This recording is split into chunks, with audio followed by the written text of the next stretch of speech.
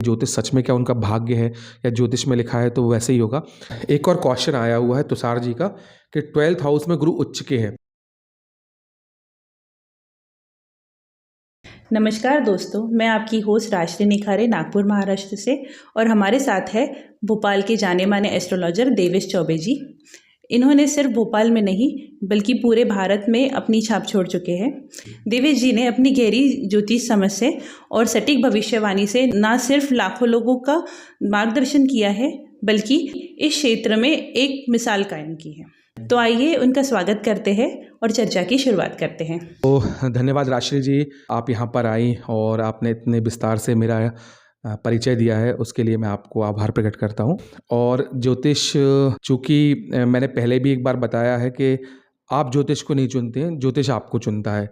तो कहीं ना कहीं ईश्वर ने मुझे इस काबिल बनाया है या इस क्षेत्र में लाने के लिए कहीं ना कहीं ईश्वर की विशेष कृपा और महिमा रही है। तो धन्यवाद, आप यहाँ आए और इतना अच्छा परिचय दिया। तो देवेश जी, ज्योतिष से संबंधित विषय पर चर्चा करते हैं। जी बिल्कुल। मैं आपसे पूछना चाहूंगी कि कुंडली या ज्योतिष हमारा भाग्य है? राष्ट्री जी, देखिए आपने जैसा प्रश्न पूछा, काफ़ी लोग इसको लेके थोड़ा सा कहीं ना कहीं उनको दिमाग में डाउट रहता है कि ज्योतिष सच में क्या उनका भाग्य है या ज्योतिष में लिखा है तो वैसे ही होगा। तो देखिए, ज्योतिष एक संभावित घटना के बारे में एक छाया चित्र है जिसका हम अनुमान लगा सकते हैं कि ऐसी चीज़ दिख रही है। जैसे कुंडली में डिवोर्स का योग दिख रहा है तो हम एक अंदाज लगा सकते हैं कि हाँ, आने वाले समय में डिवोर्स हो सकता है, तो हम उसका कुंभ विवाह करवा दें। या किसी की कुंडली में लिखा है कि ये प्रशासनिक सेवा में बहुत अच्छा अधिकारी बनेगा।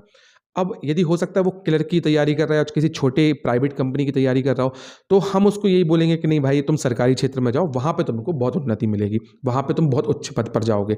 तो जो आप देख रहे हो कि छोटे छोटे लोग अपने एक इनिशियली टाइम पे बहुत ग्रोथ कर रहे हैं, तो वो कहीं ना कहीं ज्योतिष मार्गदर्शन से चल रहे हैं। जितने भी लोग हैं, जैसे आयुष्मान खुराना हो गए, राजकुमार राव हो गए, आपने सबको देखा होगा, कहीं ना कहीं सबने अपने नाम के अल्फ़ाबेट्स में चेंज करवा लिया है, किसी ने वास्तु के हिसाब से चीज़ें चेंज करवा ली हैं। तो कुल मिला के सभी स्थिति परिस्थितियों को ज्योतिष के साथ चलते हैं ताकि अपन को आने वाली चीज़ों को अच्छा कर सकें और बेहतर कर सकें। तो ज्योतिष का यही महत्व है कि आप जो चीज़ होने की संभावना है उस पे यदि काम करोगे तो आपको कंपैरेटिवली बहुत ज़्यादा अच्छा रिजल्ट मिलेगा, बहुत अच्छा फल मिलेगा। जी, आपने ये बहुत अच्छी बात बताई और मैं आपसे पूछना चाहूँगी, आप अपने अनुभव से बताइए कि आजकल की जो जनरेशन होती है वो आपसे जुड़ते हैं या उनको ये सारी चीज़ें ओल्ड स्कूल लगती है, और अगर नहीं जुड़ते तो आप उनको कैसे जोड़ सकते हैं अपने साथ? देखिए, लोग, हाँ, ज्योतिष को पुरानी पद्धति है भी तो समझेंगे ही, क्योंकि भृगु ऋषि से चला आ रहा है, एक्चुअली पाराशर पद्धति से चला आ रहा है। पर क्या है ना, लोग अब बहुत अवेयर हो गए हैं इसको लेके। लोग इसलिए मानने लगे हैं क्योंकि उनको फर्क दिख रहा है। और क्या होता है ना कि जो सनातन धर्म है, हमारा ज्योतिष है, वो कहीं ना कहीं साइंस से भी जुड़ा हुआ है। मतलब पहले का एक ज़माना हुआ करता था, बहुत पुराने समय की मैं बात बता रहा हूँ, अपने मतलब फोर फादर की समझ लीजिए, कि जब पूजन होती थी तो आप सुपारियाँ रखते थे नवग्रहों की, और नवग्रहों की सुपारियों को कलर करते थे। और आप मानोगे नहीं, उससे कई सालों बाद पता चला कि एक्चुअली जो हमारे पूर्वज जिस सुपारी में जिस कलर का ग्रह बनाते थे, एक्चुअली ग्रह उसी कलर का पाया गया। एक और चीज़ मैं आपको बताऊं कि आप भारतवर्ष में कहीं पर भी चले जाइए, किसी भी पंडित के पास, किसी भी एस्ट्रोलॉजर के पास, और वो आपको मुश्किल से 2 मिनट भी नहीं लेगा और 5 रुपए का पंचांग खोल के आने वाले सूर्य ग्रहण, चंद्र ग्रहण या स्थितियों के बारे में, नक्षत्रों के बारे में बिल्कुल सटीक जानकारी दे देगा। लोग जो बड़े बड़ी संस्थाएं हैं, बड़े बड़े जो ऑर्गेनाइजेशन हैं, जिन्होंने लाखों करोड़ों अरबों रुपए की मशीन लगाई है ये पता करने के लिए कि सूर्य ग्रहण कब होगा, और आप किसी रोड चलते व्यक्ति से पूछेंगे यदि वो पंचांग का थोड़ा सा भी नॉलेज रखता है तो वो आपको प्रॉपरली बता देगा। तो कहीं ना कहीं हमारे जो पूर्वज थे वो बहुत सटीक थे। उनको अपन उस चीज़ को नहीं समझ पाएंगे, पर क्योंकि अपन ने वो चीज़ महसूस नहीं करी है, वो चीज़ फील नहीं करी है, पर उन्होंने जो अपन को दिया है, जो ज्ञान दिया है अपने सनातन के थ्रू, वो शायद से अतुल्य है, अविश्वसनीय है। तो अब लोग कहीं न कहीं चूँकि साइंटिफिकली जोड़ रहे हैं, साइंटिफिकली देख रहे हैं, तो उनको विश्वास हो रहा है, खासकर यूथ जनरेशन को। मेरे पास दिन में यदि 50 कुंडलियाँ आती हैं, तो 50 में से ऑन एवरेज 30 से 35 कुंडलियाँ यंग जनरेशन की है। तो आप समझिए कि कितना बड़ा रेशियो है। जो मानने के लिए तत्पर है या कहीं न कहीं उनके मन में है कि यार चीज़ें हो रही हैं और इनके अनुरूप करें तो इससे फ़ायदा अपन को बहुत अच्छे से होगा। देखिए राशि जी क्या है ना कि आजकल की जनरेशन को ना क्यूरियोसिटी बहुत है, अपने भविष्य को जानने की, आगे जैसे मैंने बताया कि आगे ऐसा क्या करें जिससे उनके जीवन में एक बहुत बड़ा परिवर्तन मिले, बहुत पॉजिटिव वे में जाएँ। तो क्यूरियोसिटी भी है इसलिए कहीं न कहीं जो मैं आपको बता रहा हूँ कि ये रेशियो है जो 50 में से लगभग 30 टू 35% का 30 टू 35 कुंडली का है, तो वो ये भी एक कारण हो सकता है उसका। पर मैं म जितने भी मेजरली कुंडली देखता हूँ सब यंग ही लोग मिलेंगे। इनफैक्ट बहुत सारे लोग तो ऐसे हैं जो 12-13 साल के हैं और वो भी ज्योतिष को लेके थोड़ा-सा पॉज़िटिव हैं और कहीं न कहीं ज्योतिष से संबंधित चीज़ों को जानने के इच्छुक हैं। देवेश जी, जैसे कि आपने बात तो बहुत सही बताई है कि हमारा सनातन कहीं न कहीं विज्ञान से जुड़ा हुआ है और बच्चों में बहुत क्यूरियोसिटी होती है, जी, तो बिल्कुल। बिल्कुल मैं कोरिलेट कर पाऊँगी। तो क्या देवेश जी हम ज्योतिष के माध्यम से रिलेशन और करियर की जो भी प्रॉब्लम है उसको सॉल्व कर सकते हैं क्या? देखिए बिल्कुल सॉल्व करी जा सकती हैं। कहीं न कहीं राशि जी ऐसा है कि आज का जो यूथ है, वो 2 ही चीज़ों पे टिका है, जॉब, करियर और कहीं न कहीं रिलेशन। क्योंकि बहुत सारी यंग जनरेशन है जो एंटरप्रेन्योर बनना चाहते हैं, जो बिज़नेस करना चाहते हैं। बिज़नेस किस दिशा में करें, किस दिशा में उनको ज़्यादा फ़ायदा होगा या उनका रिलेशन है। अब मान लीजिए रिलेशन है तो वो शादी में कन्वर्ट होगा कि नहीं, हो सकता है इंटर कास्ट हो सकता है सेम कास्ट हो, कुंडली के गुण नहीं मिल रहे हों। कुछ ना कुछ प्रॉब्लम्स देखने को मिलती हैं।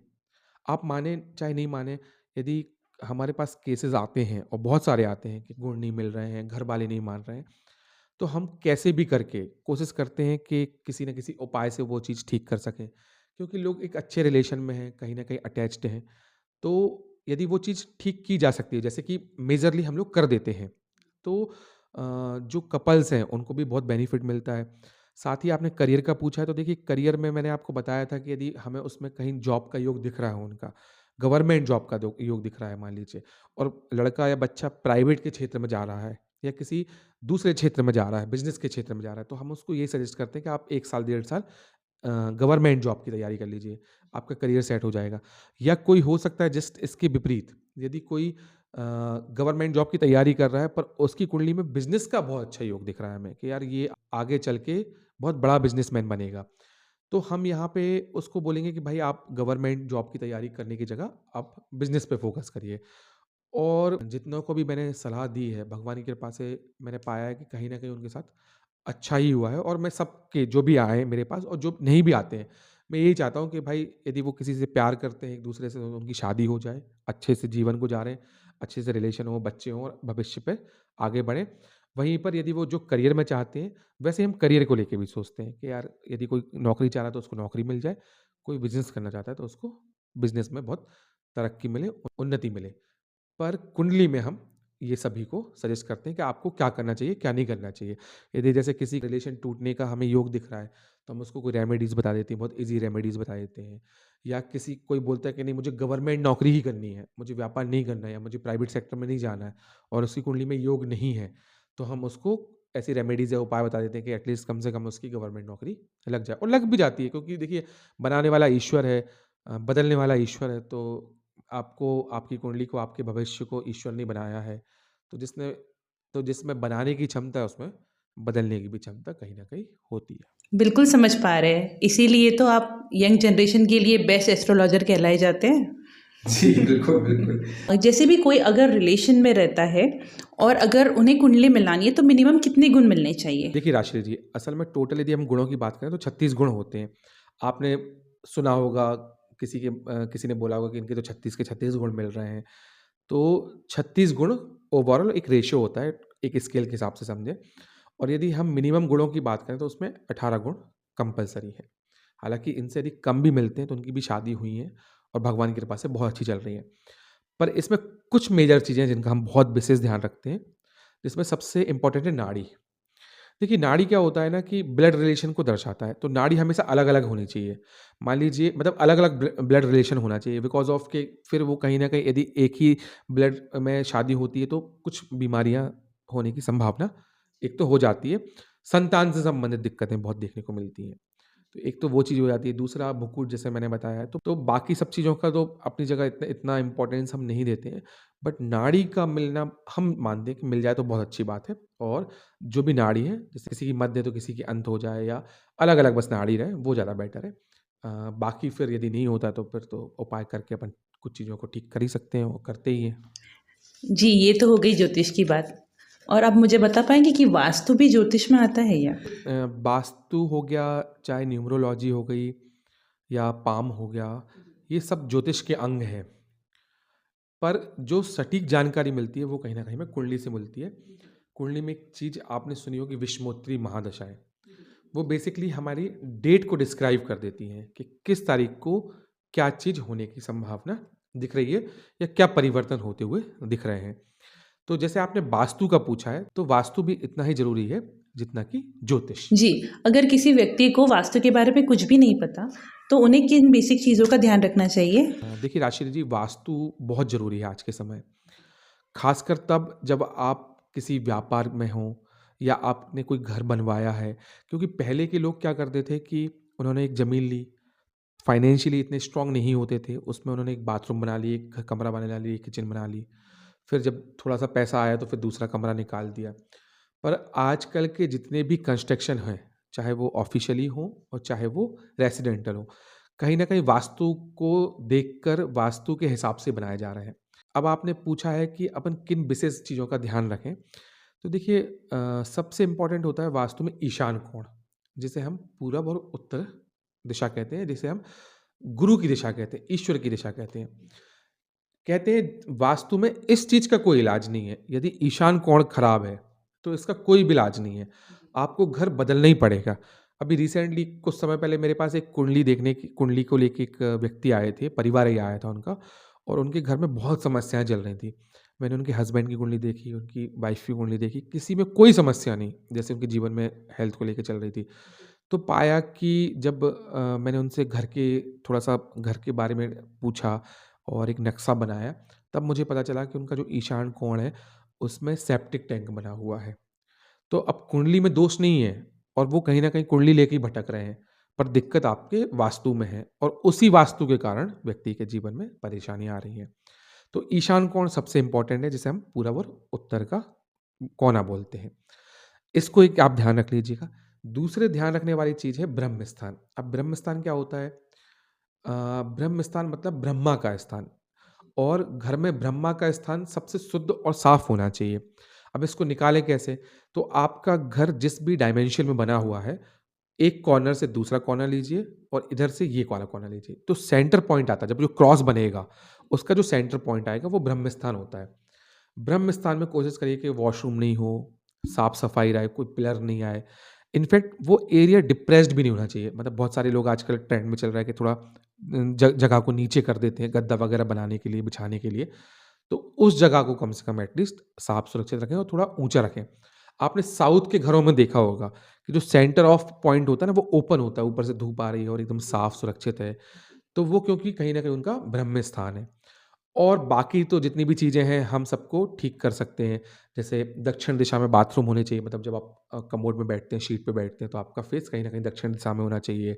किचन आपका आग्नेय कोण में होना चाहिए। आग्नेय कोण मतलब आपका साउथ और ईस्ट वाला जो फेस है। हालाँकि ये यदि किसी और दिशा में भी है, तो वो उतना कोई मेजर इश्यू नहीं है, ठीक किया जा सकता है, बदला जा सकता है। पर ईशान कोण जो है, उसका कोई भी उपाय नहीं है। और एक और चीज़ है जो मैं बताना चाहता हूँ कि टी जो होता है, मतलब मान लीजिए ये ऐसा रास्ता जा रहा है कहीं से, और कहीं से ऐसा रास्ता जा रहा है, और जो टी का जो सरफेस होता है जहाँ पे मतलब सेंटर पॉइंट है तीनों का, वहाँ पे कोई घर नहीं होना चाहिए। ये चीज़ का ध्यान रखें। अच्छा, बहुत सारे लोग हैं जो दक्षिणमुखी घर लेने से बचते हैं, तो मैं भी सबको प्रेफ़रेंस देता हूँ कि सबसे पहली प्रेफ़रेंस आप पूरब को रखिए, पूरब दिशा में ले लीजिएगा। पूरब को नहीं रख पा रहे हैं तो पश्चिम में रख सकते हैं, उत्तर में ले सकते हैं। यदि किसी कारणवश दक्षिण दिशा में घर लेना पड़ रहा है, या आप ऑलरेडी रह रहे हैं, तो वहाँ पे क्या करिए, आप अशोक के पेड़ लगा लीजिएगा। जो एंट्रेंस होती है जहाँ से आप घर के अंदर प्रवेश करते हैं, उसके आजू-बाजू वाले जो इस जगह है, वहाँ पर आप अशोक के पेड़ लगा लीजिएगा। अशोक के पेड़ दक्षिण दिशा के लिए बहुत अच्छे माने जाते हैं। मतलब यदि उसमें जो उनका दोष है, वो खत्म हो जाता है या बहुत हद तक कम हो जाता है। जी बिल्कुल, अगर कोई व्यक्ति घर लेने का सोच रहा है तो इन विशेष बातों का बिल्कुल ध्यान दीजिए। तो जैसे कि देवेश जी आपने वास्तु के बारे में बताया, तो क्या आप मुझे बता पाएँगे कि घर में पॉज़िटिविटी लाने के लिए क्या चीज़ें रखनी चाहिए और क्या चीज़ें नहीं रखनी चाहिए? बिल्कुल राशि जी, देखिए घर में सकारात्मकता के लिए सबसे इम्पोर्टेंट चीज़ है, मैं एक फ़ॉर्मूला बता देता हूँ, सभी लोगों को जितने भी लोग हैं, यदि वो इस फ़ॉर्मूला पे काम करेंगे, तो उनको घर में एक चीज़ क्लियर रहेगी कि क्या रखना है और क्या नहीं रखना है। घर में कोई भी चीज़, जो आप पिछले 4 महीने से लेके 6 महीने तक उपयोग नहीं कर रहे हो, कोई भी चीज़ हो घर की, तो आप ये समझ लीजिए कि वो घर का व्यर्थ सामान है और उसको अलग ही करना है। मैंने देखा है लोग डाइनिंग टेबल रख लेते हैं घर में बहुत बड़ी-बड़ी, उसमें ग्लास रखे हैं, कपड़े सूख रहे हैं, पर डाइनिंग का कोई उपयोग नहीं हो रहा है। या घरों में छतों पे मटके रखे हैं पुराने, लकड़ियाँ पड़ी हैं, लोहा लंगड़ पड़ा है। कहीं न कहीं ये नेगेटिविटी को भी लेके आते हैं घर में।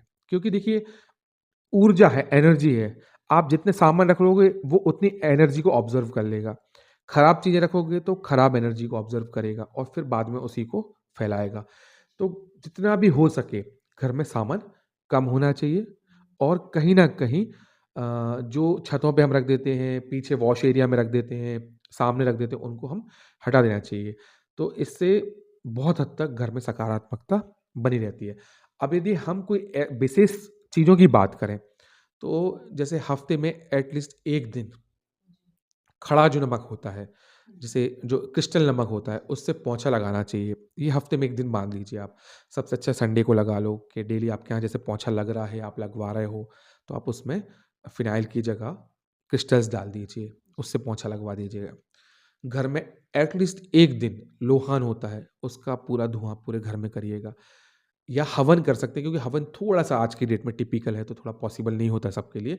तो आप किसी भी ऑनलाइन साइट से आजकल छोटी-छोटी वो आती हैं टिक्कियाँ जैसी या तो आप उनको लीजिए और पूरे घर में लोहान कर लीजिए। तो इन सब चीज़ों से बहुत पॉज़िटिविटी आती है। और नेगेटिव का मैंने आपको बताया कि घर में कोई भी चीज़ें जैसे लोग मैंने देखा है कि बेडरूम में भगवानों की फ़ोटो लगी है, कहीं भी किसी भी दिशा में फ़ोटो लगा दी है। अब फ़ोटो में भी मैं आपको बता देता हूँ जैसे जो दक्षिण दिशा होती है, वो यम की दिशा कहलाती है। यम दिश की दिशा मतलब जो लोग इस दुनिया में एग्ज़िस्ट नहीं करते। तो ऐसे लोगों की फ़ोटो हमेशा दक्षिण दिशा में लगानी चाहिए, यम के स्थान पे लगानी चाहिए।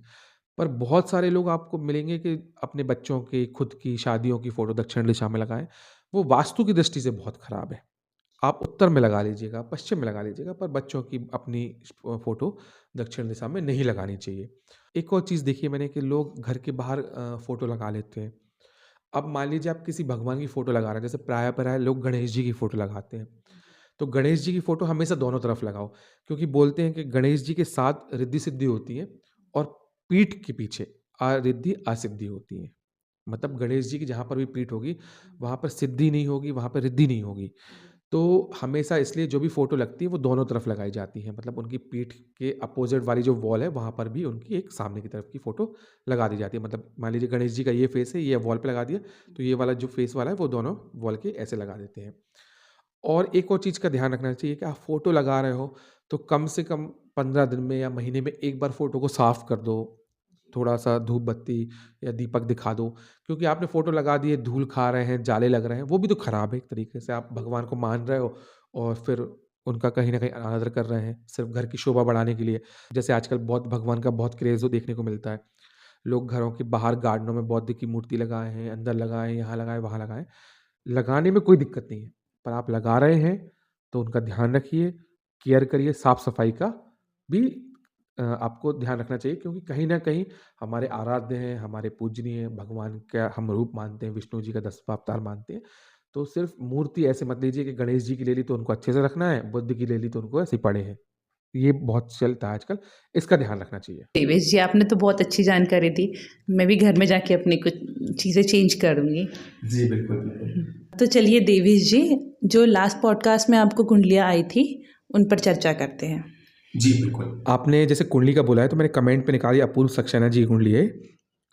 इनका जन्म हुआ था 24 जुलाई 2004 को और इनने सरकारी नौकरी का पूछा है। गुरु और बुध इनके 7th हाउस में बैठे हैं और सूर्य भी कॉम्बिनेशन बना रहे हैं इन 6th हाउस। मंगल इसके स्वामी होके नीच के हो गए हैं राहु बकरी है, 1 2 3 4 5। दशा की यदि अपन बात करें तो गुरु की फरवरी से आपकी राहु की महादशा खत्म हो रही है। पूर्वजी और गुरु की महादशा शुरू हो रही है, और गुरु की महादशा में व्यक्ति को सरकारी नौकरी मिलती ही मिलती है। और आपके गुरु वैसे भी बुध के साथ बैठ के बहुत अच्छा कॉम्बिनेशन बना रहा है इन 7th हाउस, और यहाँ पर उनकी महादशा भी आने वाली है, तो वो तो अवश्य ही मिलेगी। मतलब 15 फरवरी 2025 से आपकी नौकरी का योग शुरू हो रहा है। दूसरी कुंडली मैंने ली है लक्ष्मी रॉय जी की। 5 दिसंबर 2003 को इनका जन्म हुआ था, 12-14 पे गुवाहाटी में। इनने भी अपने करियर के बारे में पूछा है। देखिए लक्ष्मी जी, एक्चुअली प्रॉब्लम ये है कि आप है ना गवर्नमेंट नौकरी के फॉर्म तो भर रही हैं पर तैयारी नहीं कर रहे हो ईमानदारी से। मतलब जैसे आपको तैयारी करना चाहिए था, तैयारी आपका दिमाग किसी दूसरी चीज़ में है। तो शुक्र बुध का कॉम्बिनेशन दिख रहा है आपके करियर हाउस में, और सबसे बड़ी बात है गुरु की दृष्टि भी पड़ रही है, और सूर्य भी आपके भाग्य भाव को मजबूत कर रहा है। हालांकि आप क्रिएटिव लाइन में जाती तो आपको ज़्यादा उन्नति मिलती। क्रिएटिव लाइन मतलब एक्टिंग, मॉडलिंग हो गई, या ऐसा क्षेत्र जिसमें कुछ क्रिएटिविटी दिखती है। यूट्यूब भी उसमें ही से एक साधन है, यूट्यूब भी उसमें से ही आता है। तो यदि आप क्रिएटिव लाइन में जाओगे कंपैरेटिवली गवर्नमेंट जॉब के, तो आपको बहुत नेक्स्ट लेवल की उन्नति मिलेगी। एक और क्वेश्चन आया हुआ है तुषार जी का कि 12th हाउस में गुरु उच्च के हैं। तो देखिए गुरु किसी भी हाउस में बैठे हो, चाहे वो 12th हाउस हो, चाहे 8th हो, चाहे 4th हो, यदि गुरु उच्च के हो जाते हैं तो वो सदैव ही अच्छा फल देते हैं। इनफैक्ट वो जिस घर में दृष्टि डालते हैं उस घर की कार्य तत्वों को दुगनी तरीके से बढ़ा देते हैं। मान लीजिए जैसे उनने करियर हाउस में डाला, तो ऐसे व्यक्तियों के 2 सोर्स ऑफ इनकम रहेंगे। यदि उन्होंने अपनी दृष्टि सुख भाव में अर्थात चतुर्थ भाव में डाली, तो चतुर्थ भाव में बेसिकली वो क्या करेंगे कि आपके जो सुख समृद्धि वाली चीज़ें हैं उनमें बहुत बढ़ोतरी कर देंगे। तो जैसे कि आपने बताया कि आपका गुरु 12th हाउस में बैठा है, तो वो बेसिकली आपके सुख भाव में अर्थात चतुर्थ भाव में दृष्टि डाल रहा है। चतुर्थ भाव बहुत अच्छा है, सुख में वृद्धि करेगा। फिर वहीं पर वो आपके 6th हाउस में दृष्टि डाल रहा है, तो 6th हाउस होता है आपके गुप्त शत्रुओं का, रोगों का। तो यहाँ पर गुरु इन चीज़ों को खत्म कर देंगे, नष्ट कर देंगे। तो मतलब जैसे आपको रोग से संबंधित कोई समस्या नहीं होगी, मतलब मेजर जो अपन बात करें, आपको आपके जीवन में यदि शत्रु होंगे तो कोई दिव्य शक्ति कहीं ना कहीं उनको आपको उनसे बचा लाएगी। और थर्ड जो दृष्टि है, मतलब जो गुरु की तीसरी दृष्टि है, वो आपके अष्टम भाव में आ रही है। तो अष्टम भाव को बहुत मजबूत कर रही है, आयु की बहुत वृद्धि कर रही है। इनफैक्ट कहीं ना कहीं जीवन में अचानक जो धन मिलता है, लाइक कहीं से मिल गया, ससुराल पक्ष से मिल गया, रिलेशन से मिल गया, उसका भी योग का निर्माण उच्च भाव का गुरु यहाँ पर कर रहा है।